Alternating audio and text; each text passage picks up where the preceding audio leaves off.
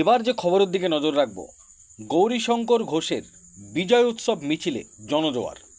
ঐতিহাসিক মুর্শিদাবাদ জেলার লালবাগের রাজপথে প্রায় 15 থেকে 20 হাজার মানুষের বিশাল বড় মহামিছিল বিজেপি পার্টির।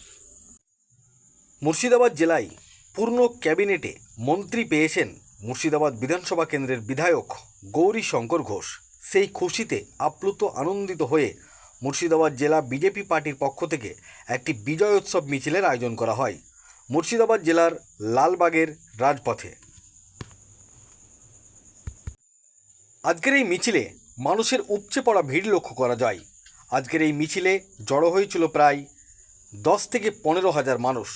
উল্লেখযোগ্যভাবে এই মিছিলে উপস্থিত ছিলেন রাজ্যের ক্যাবিনেট মন্ত্রী গৌরীশঙ্কর ঘোষ, মুর্শিদাবাদ জেলার বিজেপি পার্টির সভাপতি সৌমেন মণ্ডল, সাধারণ সম্পাদক চন্দন পরামারিক, জেলা সংখ্যালঘু মোর্চার সাধারণ সম্পাদক আরিফ হোসেন, ভগবানগোলার মণ্ডল সভাপতি অভিমন্যু সরকার, ভগবানগোলা বিধানসভার কনভেনার সুকুমার ঘোষ, এছাড়াও জেলার বিভিন্ন ব্লকের বিজেপি পার্টির নেতা কর্মী সমর্থকগণ উপস্থিত ছিলেন।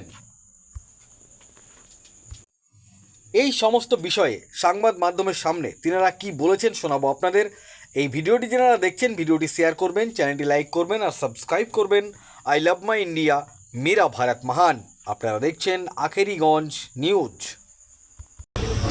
আজকে আমাদের ভারতীয় জনতা পার্টির উদ্যোগে মুর্শিদাবাদ সাংগঠনিক জেলা যা কার্যকর্তা, সমস্ত কার্যকর্তা নিয়ে একটা বিজয় উৎসব পালিত হলো।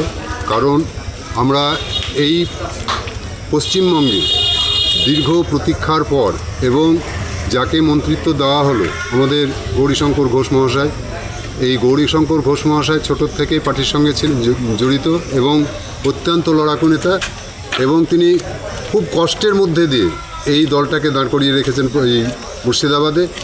তো তিনি মন্ত্রিত্ব পাওয়াতে আমরা কার্যকর্তা যা আছি সকলে যেমন উদ্ভাসিত, তেমনি প্রত্যেকে এই মুর্শিদাবাদ জেলাবাসী হিসেবে প্রত্যেকেই আনন্দিত। এবং এই দলে আজকে আমরা হারিয়ে যাবে এটাও একটা আশঙ্কা করছি আমরা, যেটা হচ্ছে যে বিগত দিনে আমরা যে সংখ্যক লোক নিয়ে রাজনীতি করতাম, এখন সেখানে তৃণমূল ছেড়ে অনেক লোক এই মিছিলে যোগ দিয়েছে। তাতে মোটামুটি ধরেন প্রায় 25 থেকে 30 হাজার লোক সেখানে জমায়েত হয়েছিল। এবং তিনি বার্তা যেটা দিতে চাইছেন, টিএমসি সরকার যেটা পারেনি, এরা কাটমানিতে ক্ষান্ত ছিল। আমাদের সরকার যে সব সংকল্পপত্রে যেগুলো দিয়েছিল সমস্তগুলোই বাস্তবে প্রতিফলিত হবে, এটা আমরা আশা করছি। কারণ আমরা সরকারে বসার পরে যেটা দেখতে পেলাম যে বিরোধী দল হিসাবে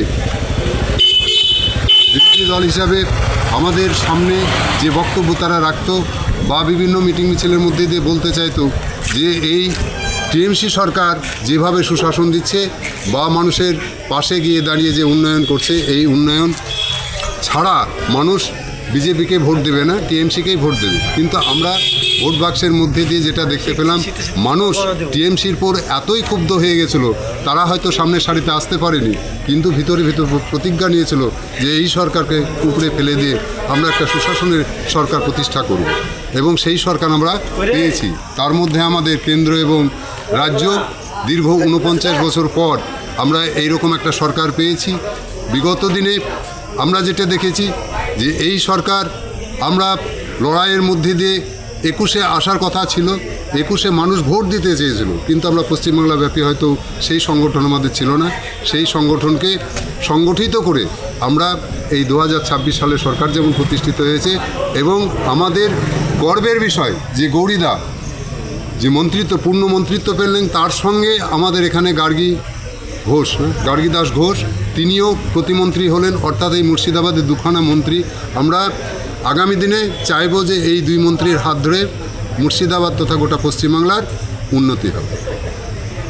আপনার নাম এবং পরিচয়? সুকুমার ভাস্কর, আমি ভগবানগোলা বিধানসভা কর্মী। দেখুন, আজকে মুর্শিদাবাদ সাংগঠনিক জেলার আমরা দুজন বিধায়ক, করিমপুর থেকে সমরেন্দ্রনাথ ঘোষ আর এই মুর্শিদাবাদ থেকে আমি দুজন আমাদের সাংগঠনিক জেলায় বিধায়ক নির্বাচিত হয়েছে। আমাদের সম্মানীয় জেলা সভাপতি সৌমেন মণ্ডল সেই উপলক্ষে আজকে জেলার বিজয় মিছিলের ডাক দিয়েছে। সেই বিজয় মিছিল এই মুহূর্তেই শুরু হবে। মানুষের উচ্ছ্বাস উদ্দীপনা আপনারা দেখতে পাচ্ছেন।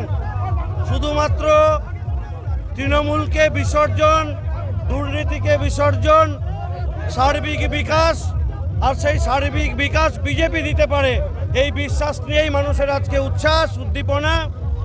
আমরা কিছুক্ষণের মধ্যে আমাদের এই বিজয় মিছিল শুরু হবে, গোটা লালবাগ শহর অতিক্রম করে আবার এখানে এসে শেষ হবে।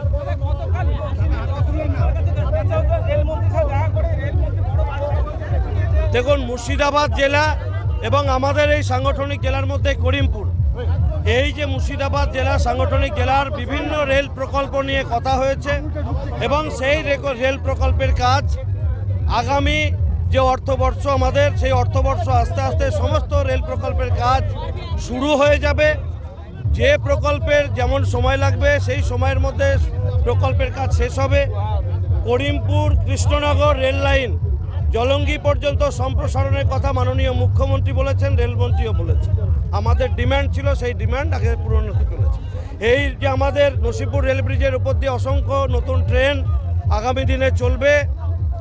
আমরা দেখেছি রামপুরহাট পর্যন্ত থার্ড লাইন হচ্ছে বর্ধমান থেকে, ঠিক তেমনিভাবে বারহাওড়া থেকে ফরাক্কা পর্যন্ত থার্ড লাইনের কাজ হচ্ছে। এই কাজগুলো শেষ হলে অনেক দূরপাল্লার ট্রেন চলবে।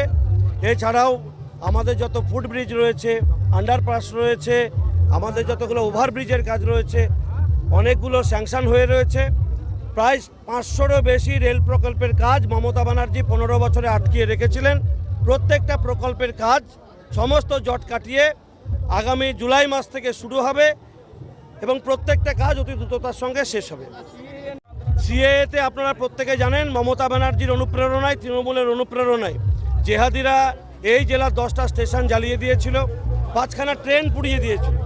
তাই গতকাল আমাদের মাননীয় মুখ্যমন্ত্রী নির্দেশ দিয়েছেন যারা ওই ধ্বংসকাণ্ডের সঙ্গে যুক্ত ছিল তাদের খুঁজে বের করা এবং আগামী দিনে যারা এই ধরনের ধ্বংসাত্মক কাজ করবে তাদের গ্রেপ্তার এবং তাদের প্রপার্টি ক্রোক করে সেই ক্ষতিপূরণ তাদের কাছ থেকে আদায় করে। এই সিদ্ধান্ত হয়েছে, আগামী দিনে এই সিদ্ধান্ত অনুযায়ী সরকার চলবে।